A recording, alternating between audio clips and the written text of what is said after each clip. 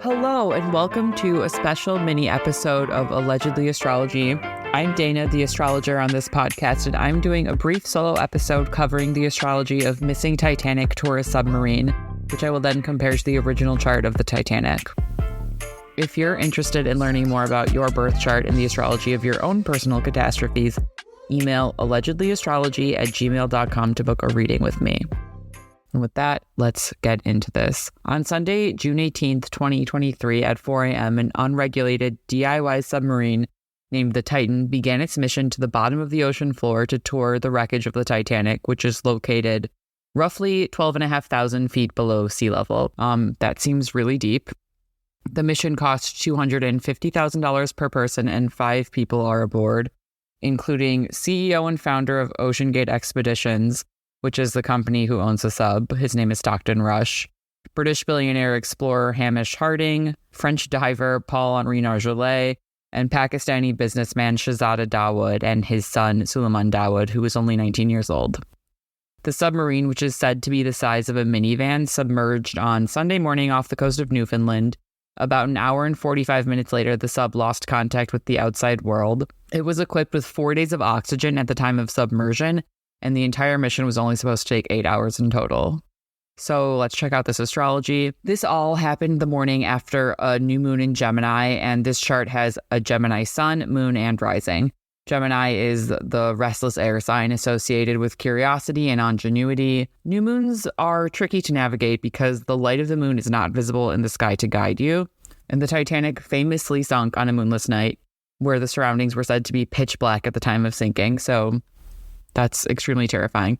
We actually have an episode on the Titanic. If you want to go back and listen to that episode, you'd get more information about just the Titanic. Also, I think it's the Titanic and the Challenger, but anyway. So as far as omens go, embarking on an experimental and potentially unsafe mission on this new moon was taking on an enormous amount of risk, especially because the new moon was square Saturn and Neptune. And Saturn is a planet of difficulty and hardship. Neptune is a planet of confusion and the abyss. Both are in Pisces, a mutable and thus unpredictable water sign.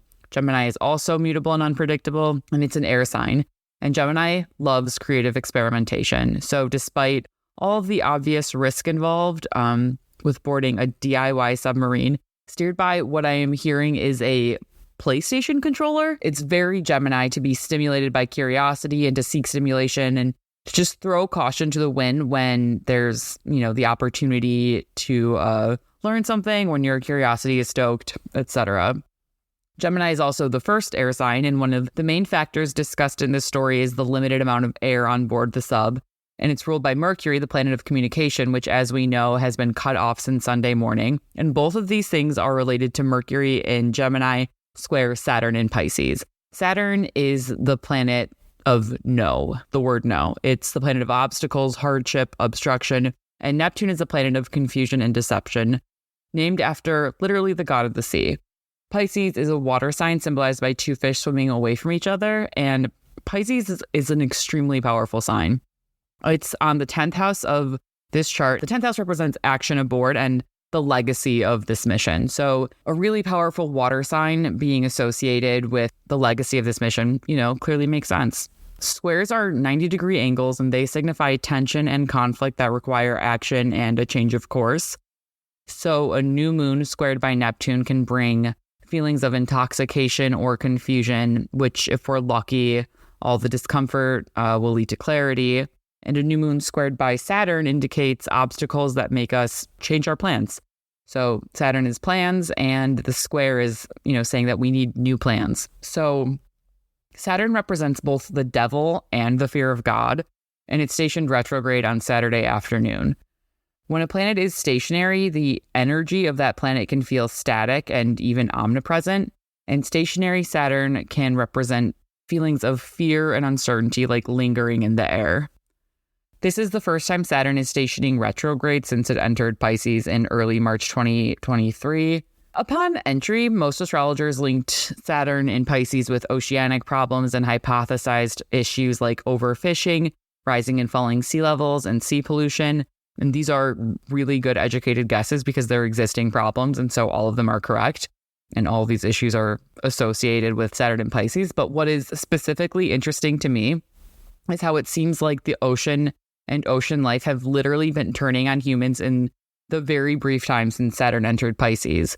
Between the submarine catastrophe that I'm talking about, the orca whales attacking yachts, tiger sharks chasing a Netflix documentary crew to shore, and a string of really tragic, deathly shark attacks, it certainly feels like nature is retaliating, and it's scary, and I'm learning a lot about Saturn right now. But I digress. So let's get back to the astrology of this missing submarine.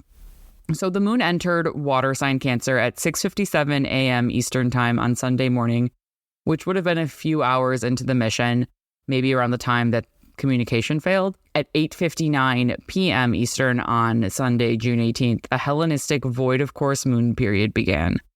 Hellenistic void moons occur when the moon makes 0 aspects to traditional planets for 30 hours or more, and these are rare, occurring only a handful of times a year, very few times a year.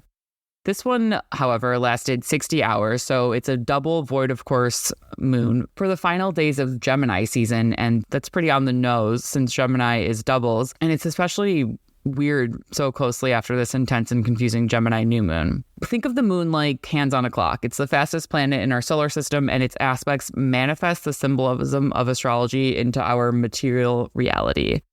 So when it is void, nothing new happens, and things can get lost. We can get lost, we can feel confused. But to sum everything up in this chart, we have a curious and experimental Gemini new moon co-present with its ruler Mercury in the first house of the outlook and disposition that represents the attitude and curiosity of those aboard the submarine. And we have water sign Pisces on the 10th house of action and reputation, containing foreboding Saturn and confusing Neptune. And so the square between these two signs is indicating that there's going to be a change of plans, a change of course, and things might feel uncertain. Let's compare this chart to the Titanic, which set sail on April 10th, 1912 at 12 p.m. from Southampton, England. So the new moon in Gemini that just happened over the weekend was conjunct Titanic's Pluto, and Pluto was conjunct Titanic's moon in Capricorn. This is what I call dual activation.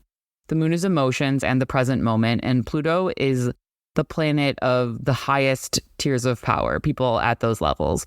It symbolizes power and corruption. And this dual aspect is correlated to these age-old, I guess, power struggles between humans and technology versus nature. It's intense. We also have Neptune, the planet of water and delusion, conjunct Titanic's Venus and Pisces. So Venus rules the Titanic third house in Libra of immediate environment, which is the ocean floor, and the Taurus 10th house of reputation and publicity.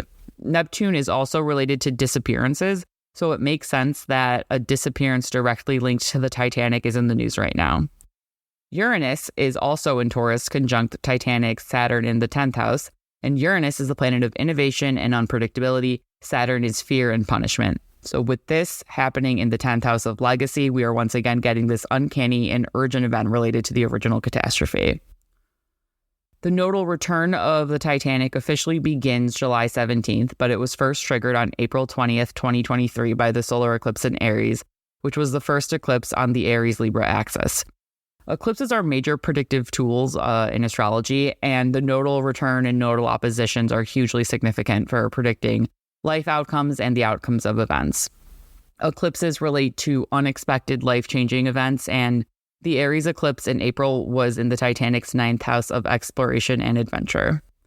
So finally, I mentioned earlier that the moon entered Cancer shortly after submersion on Sunday, June 18th. The Titanic has Cancer on the 12th house of isolation and the abyss, and it contains Mars and Neptune. Mars is the planet of war and pursuit, and Neptune is the planet of obliteration, water, abyss. The moon crossed Titanic's Mars that afternoon, and the moon conjunct Mars is an aspect of urgency. In Cancer, it's going to be about problems. The moon is at home in Cancer. It rules Cancer.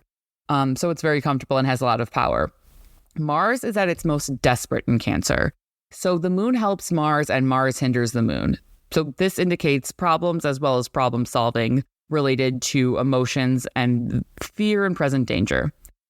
Mars rules the Titanic's Scorpio 4th house of home and endings, and Aries 9th house of expedition. So once again, the moon crossing Mars brings all of these to the forefront and just really puts these sort of out there, top of mind, and it manifests these topics into immediate reality. So astrology, is always spooky because it's real. I'm not going to make any more predictions about this. I hope these people are found. This sounds extremely terrifying. And I'm just going to end here. Thank you guys for listening. And with that, good night.